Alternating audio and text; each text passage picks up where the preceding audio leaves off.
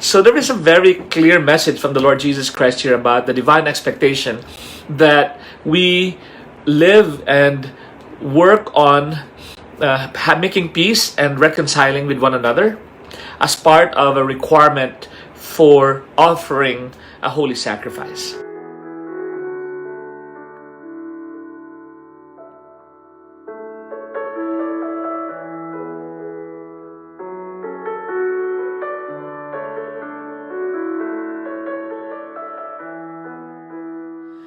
Hello, this is Father Sunny and welcome to another dose of Holy, and we are continuing with our forgiveness series. This is the second of the series.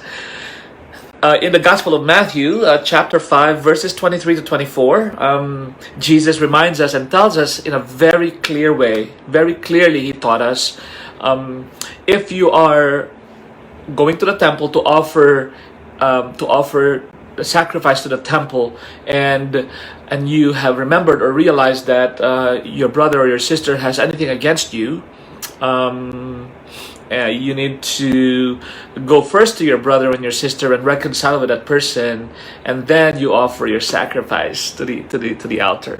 So there is a very clear message from the Lord Jesus Christ here about the divine expectation that we live and work on making peace and reconciling with one another as part of a requirement for offering a holy sacrifice.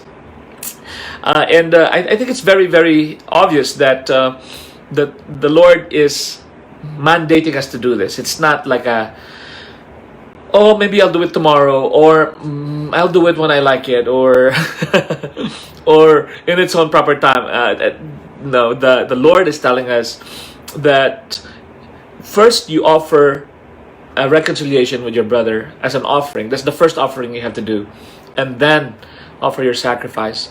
Because if you go and offer your sacrifice to the altar of the Lord, but you have any type of hardness of heart, or a grudge, or maybe even a resentment towards someone, or if somebody is not at peace with you, the sacrifice, the value of the sacrifice that you are offering is then lessened or conditioned in a way by the disposition of your heart toward your brother or your sister. So I think it's very important that we not hold these grudges, and that we don't take too long.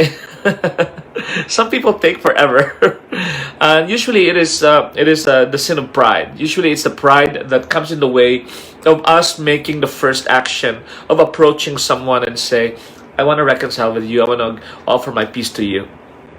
And it's very, very essential, I think, that we realize that in the offer, when we go to the sacrifice of the Holy Mass, this is a requisite to it too. So by the time that we are offering the gifts of the sacrifice somewhere in the beginning of the liturgy of the Eucharist, when we are now in this quote-unquote offertory, or the preparation of gifts, we have already established some level of reconciliation. We have already entered into an action of reconciliation during the time, because from the very beginning of the Mass, after we do the proper greeting, the liturgical greeting with one another and the celebrant, usually the next action that happens is that the celebrant calls us at this point to an examination of our conscience, and a recognition of our sinfulness, of our unworthiness before the Lord. And part of that is the making of peace, that we ask God to forgive us, and part of that too is the reconciling with one another. So from the very beginning of the celebration of the Holy Mass, we already foster this gift of forgiveness, and as a requisite before the sacrifice of the Holy Mass is offered from the beginning of the offering of the gift.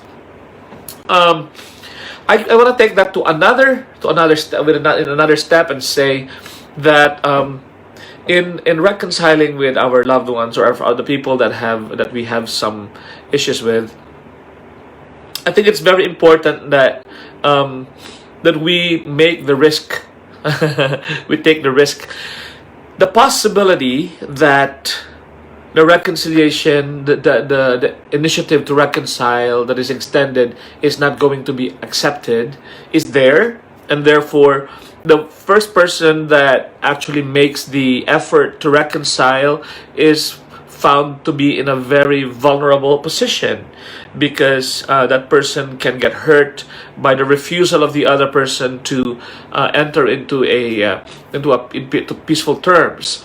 And yet, in the grander scheme of things, it is better, really, truly, it is much better to be hurt in this moment, to take the initiative of reconciliation, and then get hurt in the process, because it does not, again, it does not diminish the value of the initiative. Okay, so when we are going to offer to the altar of the Lord, it doesn't matter if our initiative to make peace with a brother or a sister is reciprocated or not. That is not the requirement of the Lord Jesus Christ. He doesn't say, that the other person then needs to, in order for your action to be valid in offering the gift. No, it is the act of the will, it's the mind that tells us that the person is fulfilling that obligation to first extend the offering of peace to another person, and that's that. It's kind of like the same with loving. When you truly love someone, it doesn't matter if that other person reciprocates the love back. Your love is valid even if it's not reciprocated. It is true and real even if it is not reciprocated. It is also true, my dear friends, when it comes to the other areas of relationships. Generosity, for example. When you are generous towards someone and you gave a generous gift to someone, it doesn't matter if that person receives the gift or uses the gift well or gives the gift away. The action of generosity that comes from you is already complete, valid, and in a way perfect, as long as it is given with goodwill. And so the same is true with forgiveness. When we are able to fulfill what the Lord tells us to, leave our offering by the door, by the foot of the altar, and then go back to your brother or your sister and reconcile with that person first, and then come back and make your offering, that it should be enough. That is enough. It doesn't mean that we gotta have the party now, everything is great in the universe, because sometimes the other person might not be even prepared to receive the gift, and it's possibly true practically in certain cases. But that does not invalidate the value of what you may have done, which is to extend and initiate the action of forgiveness, mercy, and reconciliation. Right? So, in this series of forgiveness, the second thing to remember is that forgiveness is a requirement, in making a perfect sacrifice. When we are offering a holy offering requires forgiveness and reconciliation. So, God bless you in doing that. I think everyone somehow gets to have to do this one way or the other in our lives. And please take the initiative and make way for peace in your lives. God bless you today. This is Father Sunny, and this is another dose of Holy. Until next time, and I leave you with a greeting and prayer and a blessing for peace, a happy, holy, and healthy life. God bless you.